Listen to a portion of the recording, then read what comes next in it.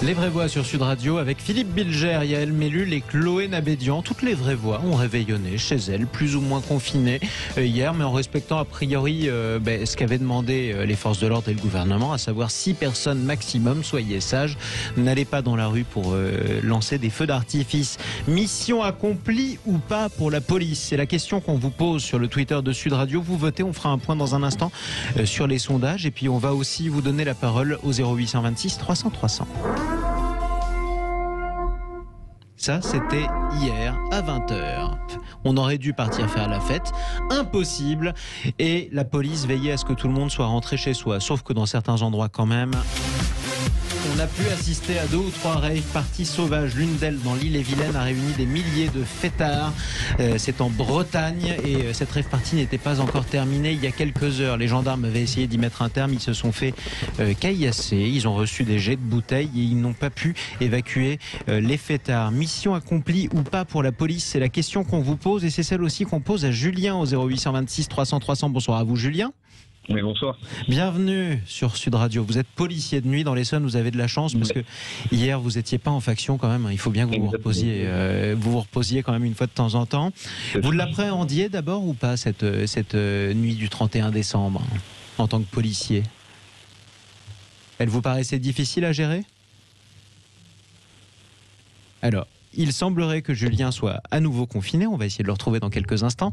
Mais nous sommes le 1er janvier. Quoi qu'il en soit, si nous regardons le bilan, vous avez eu effectivement, malheureusement, des blessés, notamment des personnes qui sont décédées aussi, notamment dans la région Grand Est, en Alsace, une personne qui a utilisé un mortier et qui a trouvé la mort. On a eu aussi des rave parties, je le disais, c'était en Ille-et-Vilaine. Vous avez eu des incidents à la Reinerie, un quartier sensible de Toulouse. Plusieurs autres villes ont vu évidemment ce cortège du hit parade des voitures brûlées. Ça a été difficile. Est-ce que ça a été plus difficile que prévu ou pas, Julien? On vous a retrouvé d'après vous. Quels sont vos retours?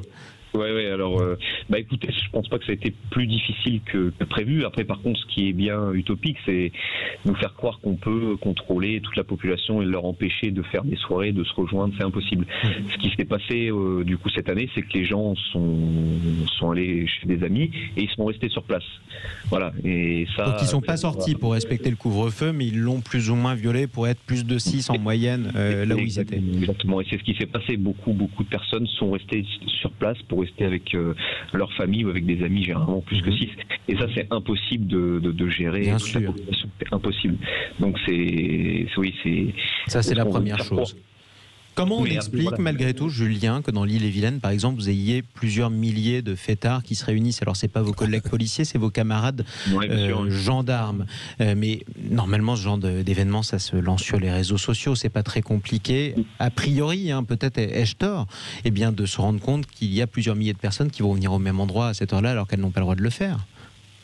C'est très compliqué à localiser parce que déjà ce genre de fête quand même est relativement, après avec autant de monde c'est quand même relativement rare, mais notamment ce qu'on peut voir sur Paris, c'est depuis le confinement, c'est des soirées Airbnb, c'est-à-dire des jeunes qui louent des appartements, qui réunissent énormément de monde pour faire des rave parties ou des soirées, et c'est très très compliqué après pour les disperser parce que si les personnes à l'intérieur ne vous ouvrent pas, à part mettre une contravention, on peut pas faire grand chose. Et quand ils sont plus de 1000, là c'est encore plus compliqué. Et nos collègues gendarmes des fois qui sont aussi sous-équipés, c'est très très compliqué. À une patrouille de 3, gérer 1000 personnes. Oui, effectivement, c'est ce qui s'est passé. 3 véhicules de la gendarmerie qui ont été largement dégradés par les fêtards dans cette rave party en Ille-et-Vilaine. Philippe Bilger, on pouvait être assez pessimiste hier lorsqu'on appréhendait ce réveillon du 31 décembre en termes de maintien de l'ordre. Globalement, l'impression que vous en avez au lendemain? Mais je trouve que par rapport en effet à ce qu'on pouvait craindre hier, que il me semble que pour le citoyen que je suis, avec les informations dont je dispose, je trouve que l'action de sauvegarde de la tranquillité et du respect des règles a été remarquablement accomplie. D'abord parce que la police en nombre a fait son travail comme souvent remarquablement, et d'autre part parce parce que, sauf à être naïf, on savait qu'on ne pouvait pas éradiquer toute transgression au cours de cette nuit.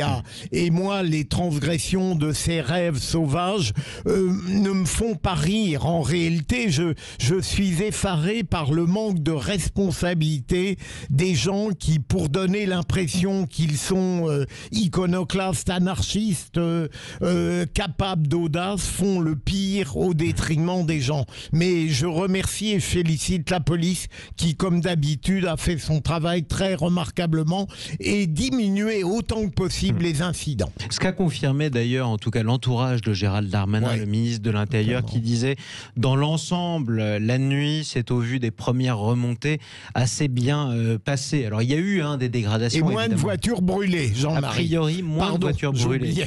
Effectivement. Même à Strasbourg. Même à Strasbourg, mais c'est sûr, en même temps, les gens n'avaient pas le droit d'être dehors, c'était peut-être un petit peu plus dissuasif. Enfin, ils sont capables d'inventivité délictuelle, en général. Inventivité délictuelle, je garderai ce terme. Yael Mellul, rassurez-vous aussi ou pas? Écoutez, moi je trouve que globalement ça a été assez respecté, en tous les cas autour de moi, mon entourage. Enfin, il faut dire que mon entourage est... on va dire, à globalement 50 ans et plus.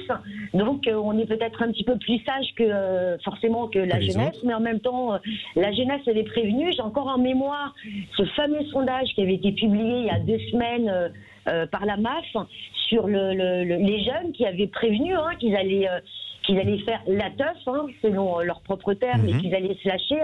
En même temps, qu'est-ce que je vous dis, on ne peut pas leur en vouloir, ils n'en peuvent plus. Ils ont eu une année extrêmement difficile. Maintenant, jusqu'à aller à faire une rave party et être dans l'impossibilité totale de pouvoir arrêter cette réunion où il y a des milliers de personnes, je trouve ça mais complètement hallucinant.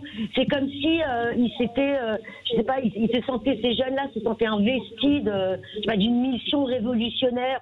Voilà, c'est les nouveaux révolutionnaires qui veulent violer les règles en faisant des rave parties. Enfin, je veux dire.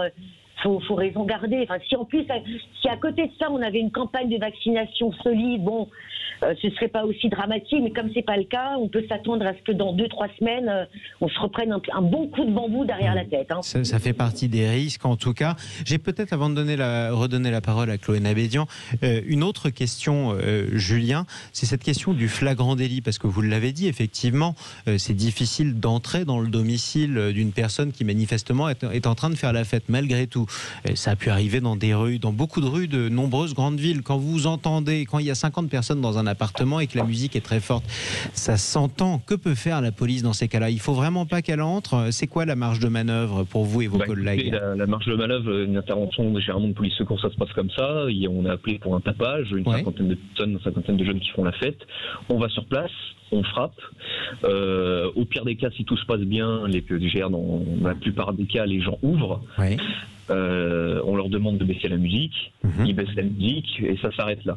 Ça, c'est si ça se passe bien. Si ça se passe mal, les personnes ouvrent, ça peut mal se passer, ça peut partir en outrage, et ça peut aller crescendo et partir beaucoup plus loin. Et cependant, le dernier des cas, c'est qu'on ne vous ouvre pas du tout. On remet une contravention à la personne auquel on arrive à identifier l'appartement, mais après sinon c'est tout ce qu'on peut faire. On ne peut pas rentrer dans un domicile, surtout de nuit, sans l'accord du propriétaire ou des personnes sur les lieux. Et il n'y a pas de flagrant délit qui vaille dans ces cas-là. C'est-à-dire que si vous êtes je suis chez moi en train de violer la loi, ou en tout cas de violer les règles de manière très consciente, si je refuse de vous ouvrir, je peux faire tout ce que je veux. Tout dépend de ce que vous êtes en train de violer. Si vous faites un tapage, c'est-à-dire du bruit, on va pas casser la porte, ça c'est clair. Ça c'est clair. Vous êtes en train de frapper votre femme ou quoi que ce soit. Oui, là vous entrez, évidemment. Bien sûr, là on rentre, on ouvre la porte, il y a évidemment une question de logique. Chloé Nabédian. Oui, moi j'avais une petite question à vous poser, j'en profite. Est-ce que vous avez eu, par exemple, de nombreux appels de tapage nocturne où finalement autour de vous les choses se sont assez bien passées et il n'y a pas eu de débordement? Écoutez, alors moi, comme j'ai pas travaillé la nuit du 31, après j'ai des collègues qui ont travaillé, Là, des premiers retours que j'ai pu avoir, c'est que ça s'est quand même relativement, en tout cas dans mon département, sur Matirco, ça s'est relativement bien dans passé. l'Essonne. Ce qui est important, c'est important de le dire, parce qu'il y a un certain nombre de quartiers qui sont très difficiles dans les villes d'Essonne. Après, voilà, dans les villes d'Essonne, il y a toujours eu même cette nuit, il y a eu encore des incidents, j'allais dire habituels, voilà, des jets de mortier sur les pompiers, sur la police municipale, dont je tairai le nom des villes, mais voilà, ça c'est tristement habituel, mais pas, en tout cas, pas à ma connaissance, de gros débordements comme on peut avoir au 14 juillet, par exemple. Bon, on pourrait quand même féliciter vos collègues, parce qu'ils n'ont pas démérité hier. Dernière question, Julien, vous qui êtes policier de nuit, qu'est-ce que vous retiendrez de cette année sur le plan de votre métier de policier, l'année 2020, parce que vous avez eu à faire respecter des règles qui n'existaient pas auparavant. Comment les Français ont réagi à cela ? J'ai plusieurs précisions à apporter sur l'année 2020 concernant justement ma fonction. Alors certes, ça a été une année compliquée vis-à-vis de la population et vis-à-vis de notre métier, parce que forcément, il a fallu faire respecter le confinement.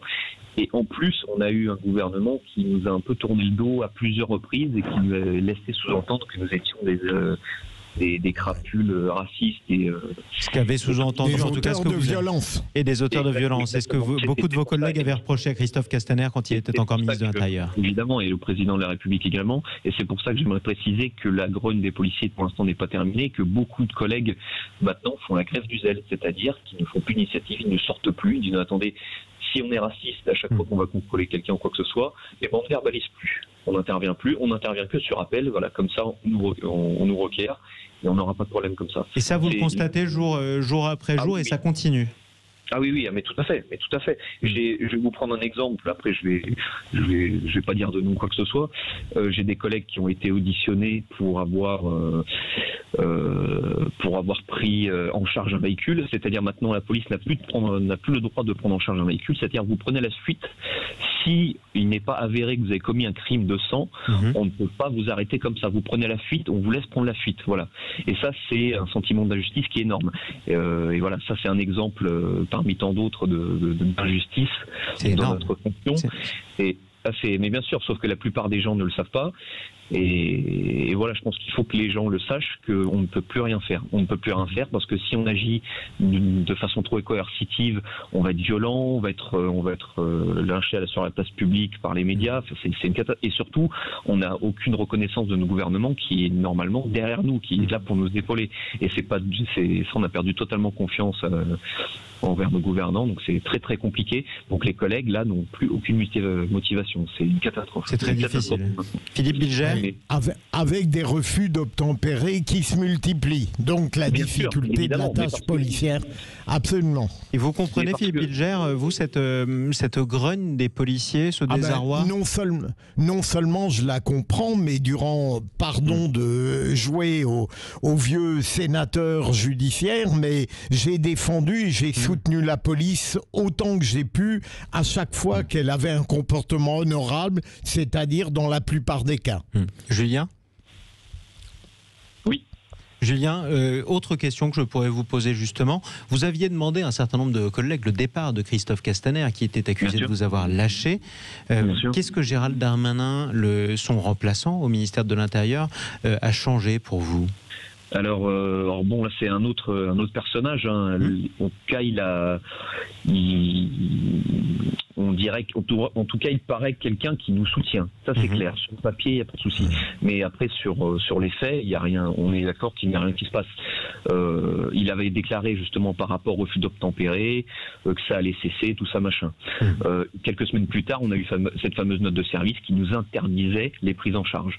Donc voilà, il y a un décalage entre les discours et les faits.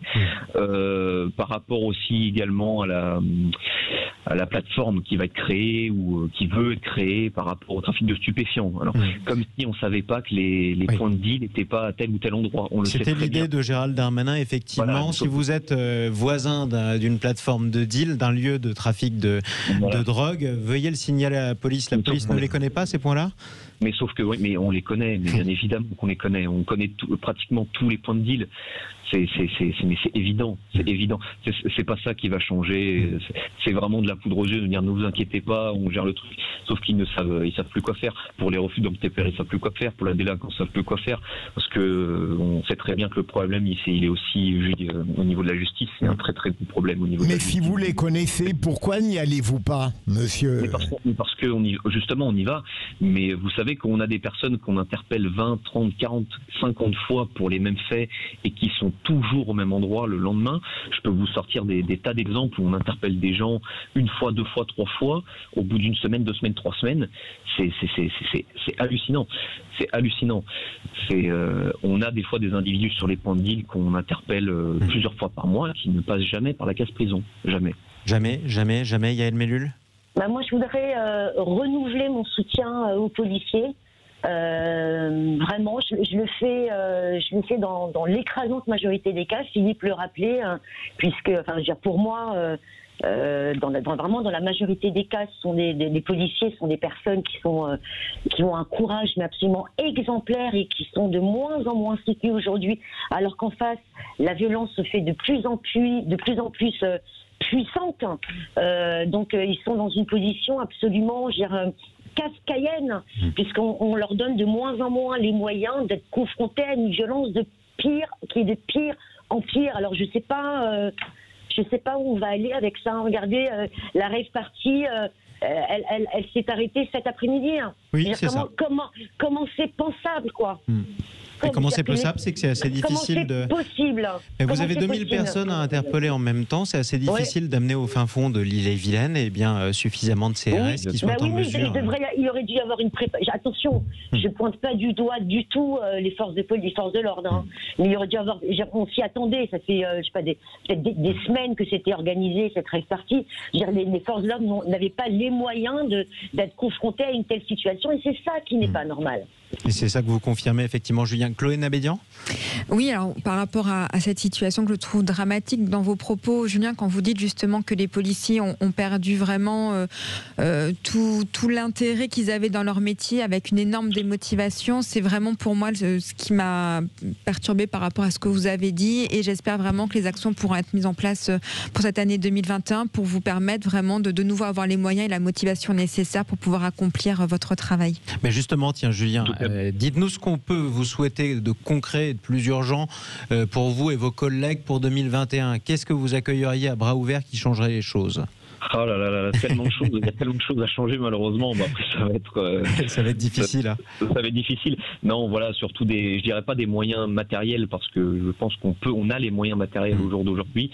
Ce sont les moyens au niveau de la justice légaux qui nous manquent. C'est ça. Que si on nous donne la réponse pénale. La réponse pénale, exactement. C'est le plus gros problème de notre... Et surtout qu'on arrête de nous